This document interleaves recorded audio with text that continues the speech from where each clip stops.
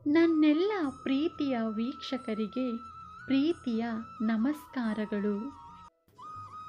ಆದುದೆಲ್ಲ ಒಳ್ಳೆಯದಕ್ಕೆ ಆಗಿದೆ, ಆಗುವುದೆಲ್ಲ ಒಳ್ಳೆಯದೇ ಆಗುತ್ತಿದೆ, ಆಗಲಿರುವುದು ಸಹ ಒಳ್ಳೆಯದೇ ಆಗಲಿದೆ. ರೋಧಿಸಲು ನೀನೇನು ಕಳೆದುಕೊಂಡಿರುವೆ? ಕಳೆದುಕೊಳ್ಳಲು ನೀನು ತಂದಿರುವುದಾದರೂ ಏನು? ನಾಶವಾಗಲು ನೀನು ಮಾಡಿರುವುದಾದರೂ ಏನು? ನೀನೇನು ಪಡೆದಿದ್ದರೂ ಅದನ್ನು ಇಲ್ಲಿಂದಲೇ ಪಡೆದಿರುವೆ. ನೀನು ಮಾಡಿದ ಪಾಪಗಳಿಗೆ ನೀನೇ ಒಂದು ದಿನ ಶಿಕ್ಷೆ ಅನುಭವಿಸುತ್ತೀಯ.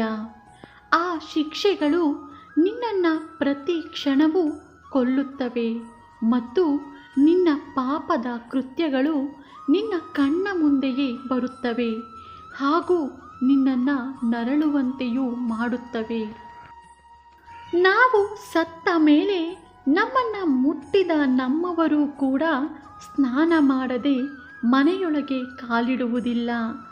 ಅಂತಹದ್ದರಲ್ಲಿ ಈ ಅಹಂಕಾರ ದೊಡ್ಡತನ ತೋರಿಸುವುದರಲ್ಲಿ ಯಾವುದೇ ಅರ್ಥವಿರುವುದಿಲ್ಲ. ಯಾವ ಹಸು ತನ್ನ ಕರುವಿಗೆ ಮೇವು ಸಂಗ್ರಹ ಮಾಡಿಟ್ಟು ಸಾಯುವುದಿಲ್ಲ, ಆದರೆ ಮನುಷ್ಯ ತನ್ನ ಮಕ್ಕಳಿಗೆ ಬೇಕು, ಮೊಮ್ಮಕ್ಕಳಿಗೆ ಬೇಕು ಎಂದು ಸಿರಿ ಸಂಪತ್ತನ್ನು ಸಂಗ್ರಹಿಸಿಟ್ಟು ಹೋಗುತ್ತಾನೆ. ಇದರಿಂದ ಒಂದು ಸತ್ಯ ತಿಳಿಯುತ್ತದೆ, ದೇವರ ಮೇಲೆ ಪ್ರಾಣಿಗಳಿಗಿರುವಷ್ಟು ನಂಬಿಕೆ ಮನುಷ್ಯನಿಗೆ ಇಲ್ಲ ಎಂದು.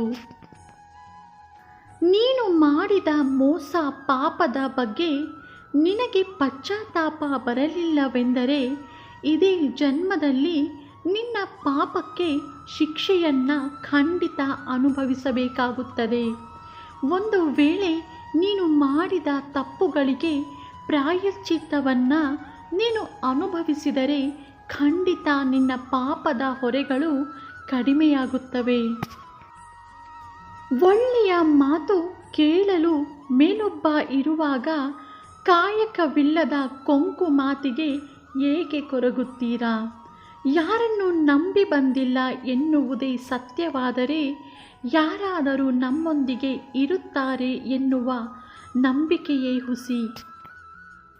ಮನುಷ್ಯ ಒಂದಲ್ಲ ಒಂದು ತಪ್ಪನ್ನು ಖಂಡಿತ ಜೀವನದಲ್ಲಿ ಮಾಡಿರುತ್ತಾನೆ.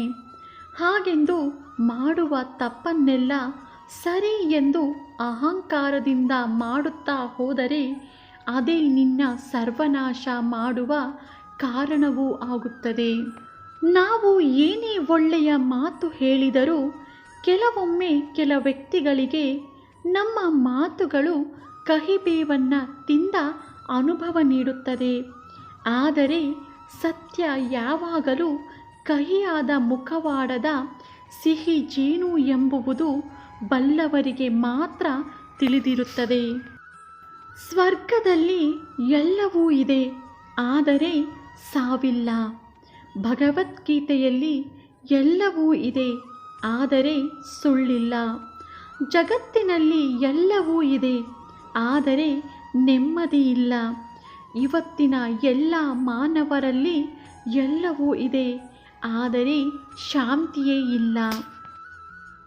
ನಿಮ್ಮ ಪರವಾದ ದಿನದಲ್ಲಿ ಅಹಂಕಾರವನ್ನು ತೋರಿಸಬೇಡ.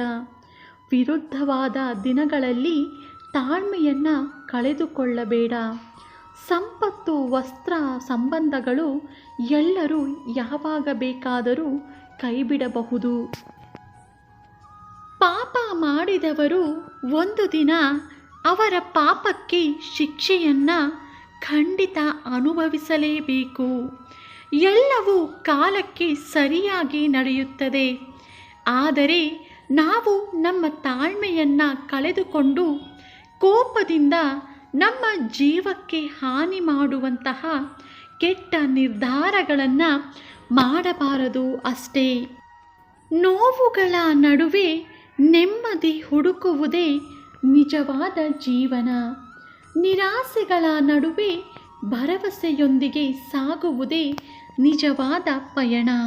ಕಷ್ಟ ಕಾಲದಲ್ಲಿ ನಮ್ಮನ್ನು ನಗಿಸಿದವರನ್ನು, ನಮ್ಮನ್ನು ನೋಡಿ ನಕ್ಕವರನ್ನು ಯಾವತ್ತೂ ಮರೆಯಬಾರದು. ಒಬ್ಬರು ಬದುಕಿನಲ್ಲಿ ಭರವಸೆ ಮೂಡಿಸಿದರೆ ಇನ್ನೊಬ್ಬರು ಬದುಕುವ ಛಲವನ್ನು ಮೂಡಿಸುತ್ತಾರೆ. ಈ ವಿಡಿಯೋ ನೋಡಿದ್ದಕ್ಕಾಗಿ ಧನ್ಯವಾದಗಳು. ಈ ವಿಡಿಯೋ ನಿಮಗೆ ಇಷ್ಟ ಆಗಿದ್ದರೆ ದಯವಿಟ್ಟು ನನ್ನ ಚಾನಲ್ನ ಸಬ್ಸ್ಕ್ರೈಬ್ ಮಾಡ್ಕೊಳ್ಳಿ, ಶೇರ್ ಮಾಡಿ, ಲೈಕ್ ಮಾಡಿ ಮತ್ತು ಕಮೆಂಟ್ ಮಾಡಿ. ಮತ್ತೆ ಇದೇ ರೀತಿಯ ಸ್ಫೂರ್ತಿದಾಯಕ ವಿಡಿಯೋಗಳೊಂದಿಗೆ ಭೇಟಿಯಾಗೋಣ. ಧನ್ಯವಾದಗಳು ಸ್ನೇಹಿತರೆ.